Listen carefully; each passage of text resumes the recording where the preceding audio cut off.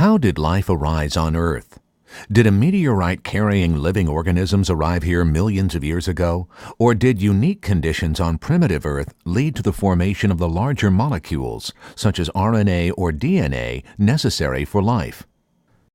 In the 1950s, biochemists Stanley Miller and Harold Urey set up an experiment to find out whether biological molecules could have formed spontaneously on primitive Earth. They started with a solution of simple chemicals, which they called the oceanic compartment. The solution was heated to produce an artificial atmosphere. The atmosphere contained methane, ammonia, hydrogen, and water vapor, the gases that were thought to make up the Earth's early atmosphere. Miller and Urey used electrical sparks to simulate lightning in the early atmosphere. The sparks triggered the formation of new compounds.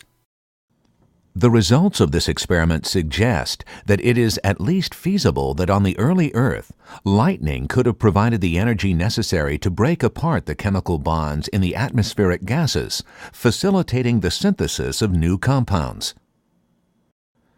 After applying the electrical sparks, Miller and Urey condensed the atmospheric gases into artificial rain by passing them through cold water. This rain, which would contain any new compounds present in the atmosphere, washed back into the artificial ocean. Miller and Urey then collected samples of the water produced to test it for the presence of new compounds.